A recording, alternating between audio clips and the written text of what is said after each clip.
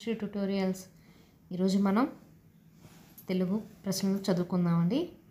అందులో ఇక్కడ ఒక పద్యం ఇచ్చారు. పైన ఈ పద్యాన్ని ఎవరి గురించి కీర్తించున్నది అంటున్నారు. ఈ పద్యం రాముడు గురించి కీర్తిస్తున్నది.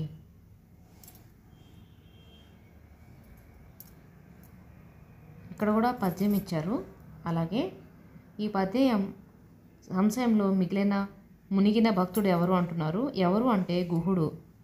ఇది ఎక్కడ జరుగుతుందంటే గుహుడు తన పడవలో రాముల వారిని ఎక్కించుకోవడానికి భయపడుతూ చేసిన దానిని పద్యం అర్థం అన్నమాట. తర్వాత ప్రశ్న ఇక్కడ కూడా నన్నెచోడుడు రాసిన కావ్యం కుమార సంభవం. దీంట్లో 12 అశ్వాసాలు ఉన్నాయి. శివపురాణం కాళీస్తోత్పడంలో కుమార సంభవములు చదివి వాటిలోని పార్వతీ పరమేశ్వరుల ప్రణయ వృత్తాంతానికి తారకాసుర వధను అనే కథను అంగముగా చేసి రసాలంకార వర్ణనతో రచించాడు. షష్ట్యాంతములను తెలుగులో మొదట రాసిన వాడు ఇతడే. ఏ కావ్య సాంప్రదాయాన్ని నన్నెచోడుడు కొత్తగా ప్రవేశపెట్టాడు అంటున్నాడు. దానికి సరైన సమాధానం వచ్చి షష్ట్యాంతములు.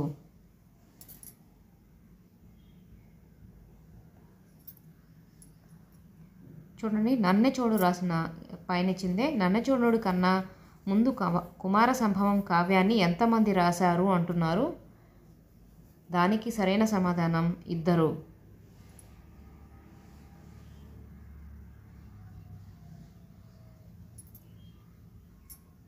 సందేశం అని పాఠ్యాంశం యొక్క ప్రక్రియ ఏంటి అంటున్నారు. దానికి సరైన సమాధానం వచ్చేసి ఖండకావ్యము. కోటీరము అను పదానికి అర్థం ఏంటంటే కోటీరము అంటే కిరీటము. దుగ్ధము అను పదానికి పర్యాయ పదములు ఏంటి అంటున్నారు. క్షీరము, పాలు, దానికి పర్యాయ పదాలు. ఆహారం పదానికి వికృతి ఏంటి అంటున్నారు. దానికి సరైన సమాధానం వచ్చేసేసి ఓగిరం. రసము పదమునకు నానా అర్థాలు అంటున్నారు. రుచి, జలము.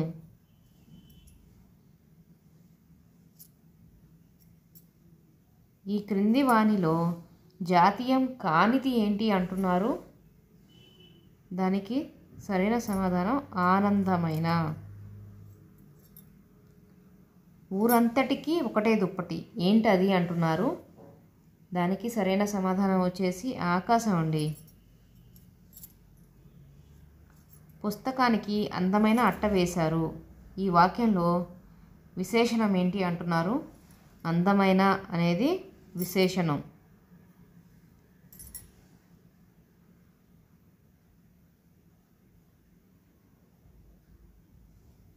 పరుల కొరకు జీవించుము పై వాక్యంలో ఉన్న విభక్తిని గుర్తించండి అంటున్నారు. దానికి సరైన సమాధానం వచ్చేసి 2, చతుర్థి విభక్తి. గాయని పదానికి పురుషవాచక పదం అంటున్నారు. గాయకుడు,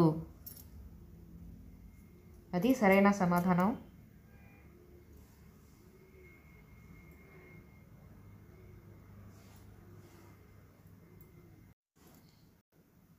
తర్వాత ఫుల్ స్టాప్ అనగా అర్థం ఏంటి అంటున్నారు. దానికి సరైన సమాధానం పూర్ణ చిహ్నం, పూర్ణ విరామ చిహ్నం. క్రింది వానిలో నిత్య ఏకవచనం కానిది అంటున్నారు. దానికి సరైన సమాధానం వచ్చేసి పెసలు. కింది వానిలో ద్విత్వాక్షర పదం కానిది ఏంటి అంటున్నారు. దానికి అన్య. ఒక పదానికి అదే అక్షరం కనుక వస్తే దాన్ని ద్విత్వాక్షరం అంటారు. కిందిలోని ఓష్ట్యాలు ఏంటి అంటున్నారు. దానికి సరైన సమాధానం వచ్చేసి మొదటిది. హ పదంలోని సంధి ఏంటి అంటున్నారు. దానికి సరైన సమాధానం 3, అమ్రేడిత సంధి. వసుధ ప్లస్ ఏక సంధిని గుర్తించండి అంటున్నారు. దీనికి సరైన సమాధానం వృద్ధి సంధి. రెండు దిక్కులు ఏ సమాసం అంటున్నారు. ద్విగు సమాసం అన్నమాట. దానికి సరైన సమాధానం నా జ భ జ జ జ ర అనే గణాలు ఉన్న పద్యం ఏంటి అంటున్నారు. దీనికి సరైన సమాధానం వచ్చేసి చంపకమాల. వాడు బడికి వడివడిగా వచ్చాడు పై వాక్యంలోని అలంకారాన్ని చెప్పమంటున్నారు. దానికి సరైన సమాధానం వృత్తన్యు ప్రాస అనే అలంకారం అండి. సీత ఎందుకు బాధపడింది, ఇది ఏ వాక్యం? దానికి సరైన సమాధానం ప్రశ్నార్థక వాక్యం. విద్యార్థులు సువర్ణ దీర్ఘ సంధి ఏర్పడే విధానాన్ని గుర్తించడం అనేది, దానికి సరైన సమాధానం వచ్చేసేసి వివృత లక్ష్యం. విద్యార్థులలో అశ్రద్ధను పోగొట్టవాలంటే చేయవలసింది ఏంటి అంటున్నారు. దానికి సరైన సమాధానం వచ్చేసి 4 బోధోపకరణలు చూపిస్తూ శ్రద్ధను పెంచుట. మన దేశంలో కృత్యాధార పద్ధతిని మొదట ప్రస్తావించిన కమిటీ ఏది అంటున్నారు. దానికి సరైన సమాధానం వచ్చేసి ఈశ్వరీబాయి పటేల్ కమిటీ అన్నమాట. దృశ్య శ్రవణ ఉపకరణం కానిది ఏంటి అంటున్నారు. దానికి సరైన సమాధానం వచ్చేసి పోస్టర్లు అన్నమాట.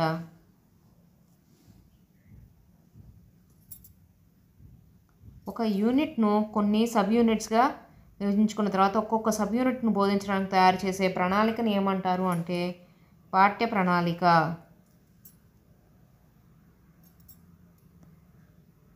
కనీసం అభ్యసన స్థాయిలు దృష్టిలో ఉంచుకొని నీవు చేసే మూల్యాంకనం ఏంటి అంటే దానికి సరైన సమాధానం వచ్చేసి సామర్థ్యాధారిత. ఆచార్యునికి ఎదిరింపకు బ్రోచిన దొర నింద సేయబోకుడు కార్యలోచనము లొంటి చేయకు మాచరము విడవబోకు మయ్య కుమార. పై పద్యంలో కవి ఎవరిని ఎదిరించకూడదని చెప్పారు అంటున్నారు. ఆచార్యుని ఎదిరించకూడదు అని చెప్పారు. ఇదిగోండి మొదట వచ్చిన లైన్లో ఇచ్చారు కదా, ఆచార్యునికి ఎదిరింపకు అని. తర్వాత ప్రశ్న, కుమార శతక ఎవరు రాశారు అంటున్నారు. కుమార శతకాన్ని ఎవరు రాశారు అంటే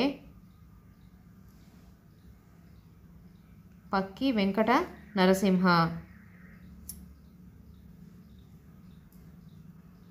చూడండి, తెలుగు భాషలో సాహిత్యంలో ప్రజల నాలుకలపై కొలువున్న కవి వేమన ప్రజాకవి. గత 5 శతాబ్దాలకు పైగా మన తెలుగువారికి పద్యకీర్తి బావుటాను ప్రపంచవ్యాప్తంగా ఎగురవేస్తున్నారు. కానీ తెలుగువారమైన మనం మాత్రం ఆ కీర్తి పతాకాన్ని భుజాన ధరించడానికి సిగ్గుపడుతున్నాం. సిపి బ్రౌన్ అనే సాహితీవేత్త వేమన పద్యాలను ఆంగ్లంలోకి అనువాదం చేశారు. ఈయన 16వ శతాబ్దం వాడని క్యాంబెల్ అనే పాశ్చాత్య సాహితీవేత్త అభిప్రాయం. వేమన పద్యాలను తెలుగు నుండి ఆంగ్లంలోకి అనువదించిన వారు ఎవరు అంటే సిపి బ్రౌన్. బావుట అంటే ఏంటి అంటున్నారు. దానికి సరైన సమాధానం జెండా అన్నమాట.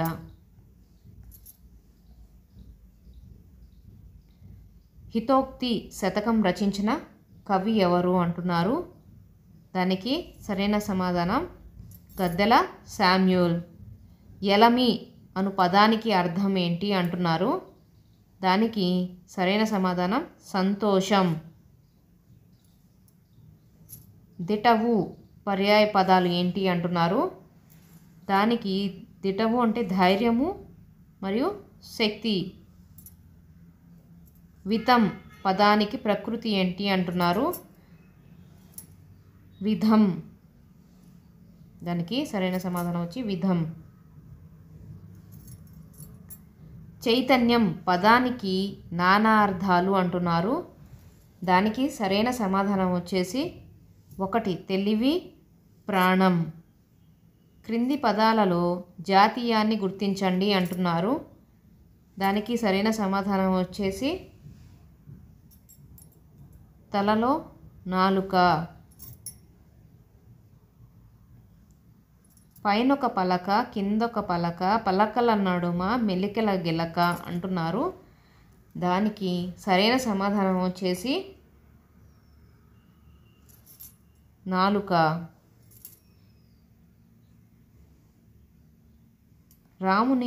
రాము ఎర్రని చొక్కా తొడుక్కున్నాడు. పై వాక్యంలో విశేషణ గుర్తించండి అంటున్నారు. దానికి సరైన సమాధానం ఎర్రని.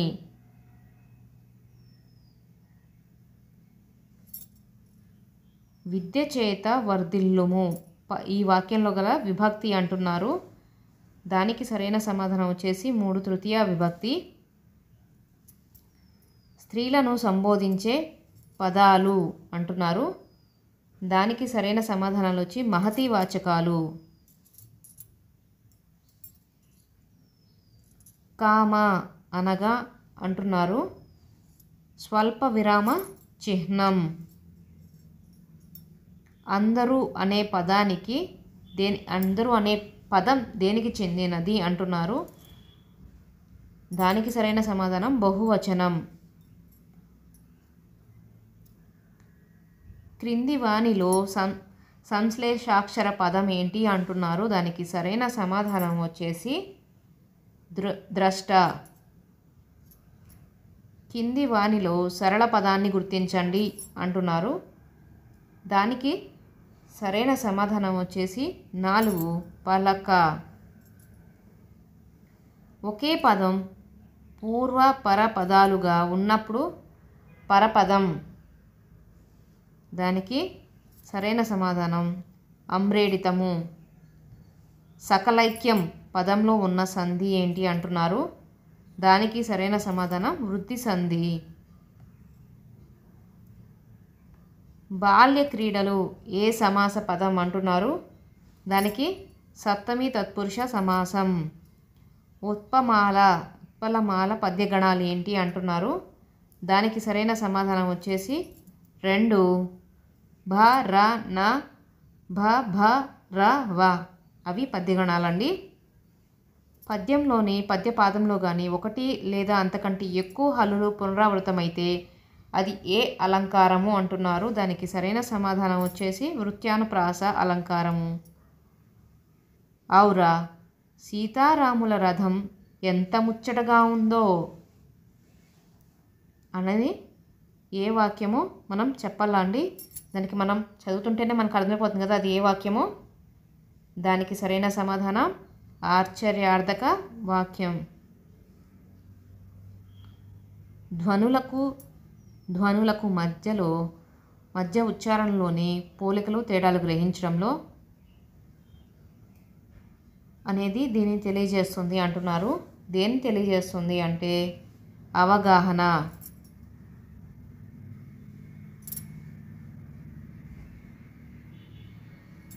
వచ్ అనే సంస్కృత ధాతువు నుండి ఏర్పడిన పదం ఏంటి అంటున్నారు. దానికి సరైన సమాధానం వచ్చేసి శ్రవణం. ఒక గద్యాంశాన్ని ఒక కథలాగా విద్యార్థులకు తెలియజేసే వారి చేత ఆ కథను తిరిగి చెప్పించడం అనేది ఈ పద్ధతి అంటున్నారు. అది ఏ పద్ధతి అంటే దానికి సరైన సమాధానం కథన పద్ధతి. డింగ్ డాంగ్ వాదాన్ని ప్రతిపాదించింది ఎవరు అంటున్నారు. దానికి సరైన సమాధానం వచ్చేసి మాక్స్ ముల్లర్. దేశపటాలు అనేవి దృశ్య ఉపకరణలు. విద్యార్థుల అభ్యసన స్థాయిలను ఎప్పటికప్పుడు అంచనా వేస్తూ అవసరమైన చర్యలు చేపట్టి ప్రగతిని సాధించడానికి శాస్త్రీయంగా ఫలితాలను విశ్లేషించడానికి తోడ్పడే ప్రక్రియ ఏంటి అంటున్నారు. నిరంతర సమగ్ర మూల్యాంకనమే దానికి సరైన సమాధానం.